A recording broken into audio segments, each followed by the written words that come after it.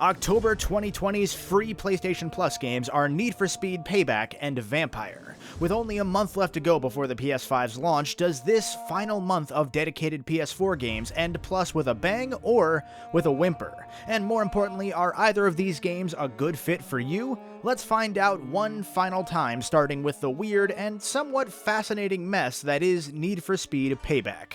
Released in 2017, Payback gives us the usual arcadey Need for Speed racing gameplay with a terrible Fast and Furious story full of heists and revenge. And when I say terrible, I mean this game opens with close to 90 minutes of a linear mission-to-mission style as we learn about our characters and learn that we don't like any of them.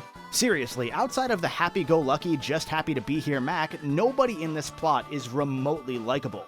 Our protagonists are double-crossed early on when stealing a one-of-a-kind supercar, and then the main character Tyler just quits and works as a valet for 6 months for no good reason, while his new boss promises revenge when the time is right. And then Ty just goes and seeks revenge anyway against his boss's wishes, and then his boss is like, yeah, okay, that works. Like, what?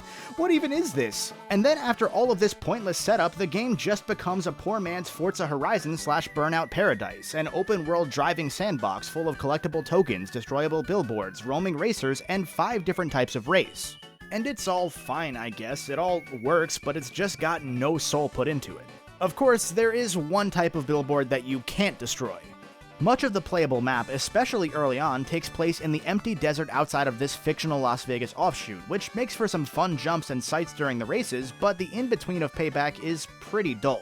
Off-road areas are often locked away by rocky walls and completely inaccessible. There are surprisingly not that many places for shortcuts, and despite bringing back the full police chase system that everybody loves, it's not actually the police chase system that everybody loves. There aren't cops in the roaming sections at all. They're entirely locked to linear missions on predetermined roads. Again, it's just lacking in soul. Games like Horizon, Burnout, the original Need for Speed Most Wanted, or even just any of the classic Need for Speed games work much better by packing a ton of content into a far more compact area. Here, it just tends to feel pretty empty. This is where I'll say that I haven't actually played many of the Need for Speed games in the modern Criterion era, or in this game's case, the Ghost Games era. At least not to as significant a degree as I did back in the mid-2000s. This game should be mostly par for the course to anybody that's played those recent games, and Payback does just about nothing to stand out, even in a genre that's been lacking on PS4 for this entire console generation. The 5 race types are all solid enough. In particular, I really enjoy how this game uses the vast off-road areas for some off-road races, but I just felt the grind set in the moment that I hit the open world, and I didn't want to continue any further. It's at this point that you're given a series of multi-race missions to take down different groups of racers and earn your way into the higher stakes races, and you're introduced to this game's randomized loot box-esque upgrade system. For some reason, and by the way, that reason is money, you can't exactly choose what to upgrade on your vehicles as you earn reputation points in each car. Instead, you're given a choice every time you level up of 3 random cards that may or may not improve specific stats on that vehicle.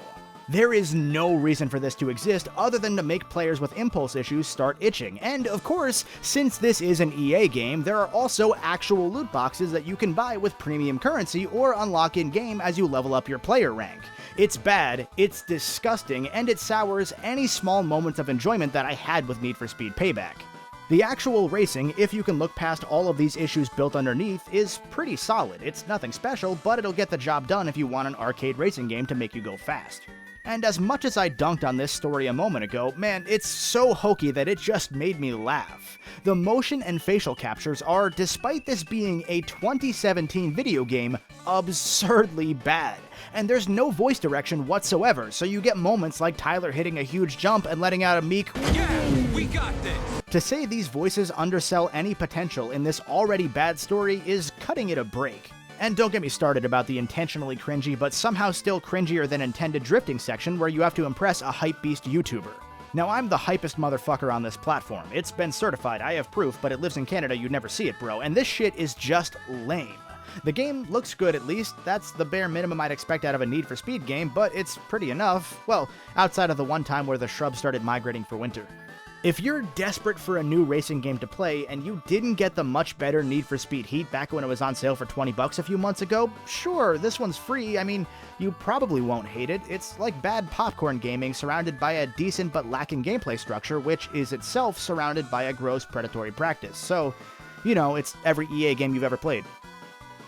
Next up is Vampyr, another game that has its fair share of visual issues and questionable design, but at least this one isn't funded by one of the biggest gaming companies in the world. Vampyr is a 2018 video game developed by Don't Nod, a team that you probably recall from previous PS Plus title, Life is Strange. This game takes a very different direction than Life is Strange though, in that it's an attempted Souls-like, with heavy quotes surrounding the word attempted, putting you in the shoes of a medical doctor turned vampire in 1918 London during the Spanish flu pandemic. Oh god. Oh no, oh fuck, this is gonna be topical, isn't it? This game follows many of the same Soul genre stylings, but it does so in a way that fails to really grasp what it means to be a Souls game. For example, you've got a stamina meter, but your attacks more or less instantly come out and your character leaps towards the enemies from very far away rather than requiring precise spacing and timing. It's also just one of those games where the budget very clearly shows, as many of the combat mechanics, like the subpar lip-syncing during conversations, end up feeling a bit half-baked. Since you're a vampire, you can suck the blood out of any staggered enemies to refill some of your health and your blood reserves, a really cool idea in concept that you realize is absolutely broken once it's clear that other enemies can't damage you during the blood-sucking animation. If you grab a big enough weapon and stagger enemies one by one, you'll never run low on health or run into any real challenge in combat encounters, at least in the first third or so of the game that I played. The blood mechanic, for what it's worth, is pretty neat. Rather than just expending stamina when using different attacks, you can use some of your separate blood meter to use some vampire powers, or you can use it to refill some health without using one of your health items. My go-to was to stagger one enemy, suck their blood to regain a ton of health and a good amount of blood, use that blood to unleash a powerful lunge attack, stagger one of the other enemies, suck their blood, and repeat. Outside of bosses, you pretty much don't need to regen health in any other way. Because it's so easy to take advantage of the mechanics though, and because those mechanics feel poorly mixed together to the player's benefit, Vampyr really won't be a challenge unless you accidentally venture into a high-level area. The challenge instead comes with those levels though, since the difficulty of Vampyr is entirely up to the player to decide, since this is that kind of lower budget game that you really don't see anymore in the era of either indies or make-or-break $50+ million budget mega projects. Once you realize that, it really unveils a new world of possibilities that bigger budget attempts of the Soul genre haven't cared to try. In this case, Vampyr allows a great deal of player choice throughout its story. Our protagonist, Dr. Jonathan Reed, can choose how many civilians throughout London that he wishes to consume, with each civilian having their own life, potential quests, benefits, and impact on the district in which they live. Consuming civilians puts you at risk later on as well, because people may catch on that you're actually a vampire and not just a doctor helping the sick, and because if you consume too many people in a district, that district will fall into chaos.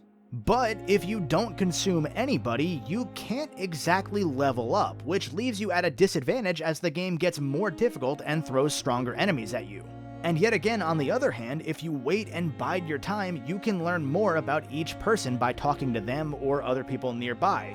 You can craft cures to their illnesses like bronchitis, and you can help them out, which increases their experience payout if you choose to consume them later. A choice-driven plot in a Souls game, at least to me, feels pretty novel, and even though the combat mechanics feel undercooked, this part certainly does not. That's why I don't want players that may not like the Souls genre to write this game off. Even though it poorly attempts those Souls-like mechanics, it's more of a vampire-focused Elder Scrolls game, bad combat, frame drops, glitches, and all. As much as I may be highlighting different issues that Vampyr has, I actually really enjoyed my time with it. It may not be what I would call a good game, but it's a fun one, and it's got heart, which is more than I can say for Payback. I ended up putting well over 3 hours into Vampyr before even writing my review up, which is 3 times the usual amount of time that I put into these plus ones, and I'm excited to go back for more in the coming weeks.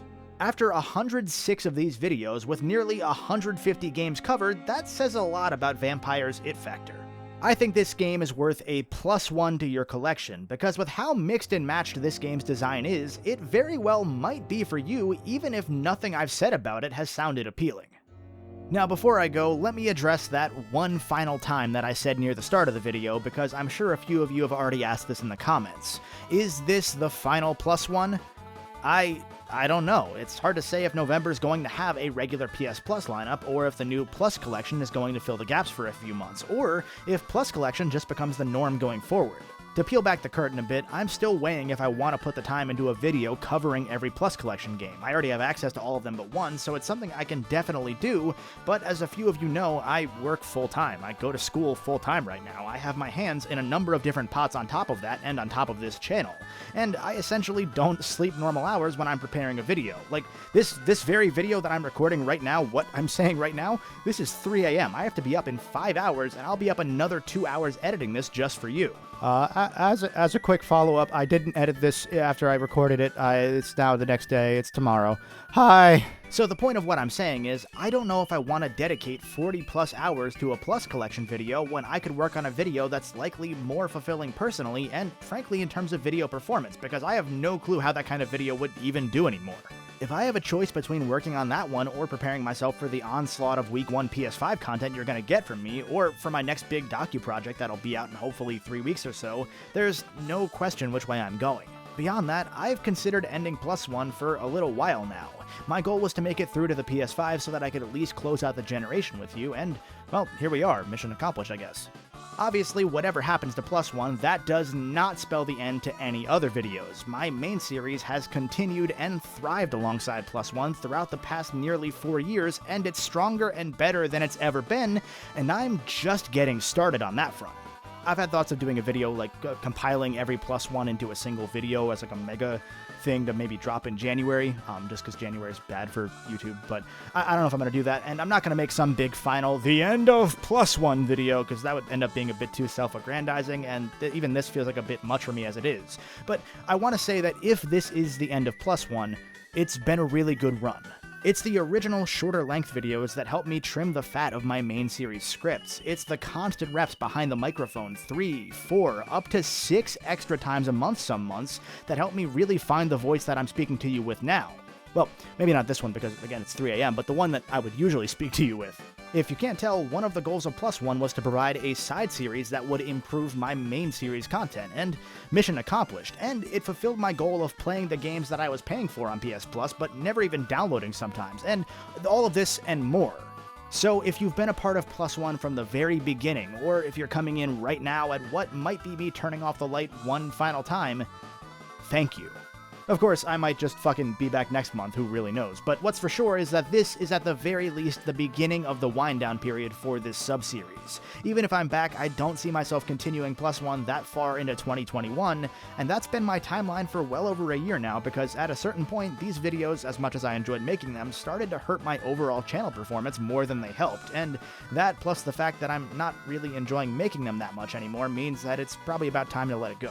Hopefully, if you found me and subscribed because of PLUSone, you've checked out some of my other main series videos, because those are what I pour my soul into far, far more, and I think you'd really, truly like them. But if you're only here for that PS Plus stuff, well, thanks for sticking around as long as you have. Anyway, we'll see where these next few months take us for PLUSone. I'll be back several more times over the next few weeks with a number of projects that I'm really excited to share with you, and I've got a whole massive plan for the PS5 launch if all goes well, so this little goodbye is, like every other PLUSone, a side conversation to take us into the next main course. As always, until then, stay golden.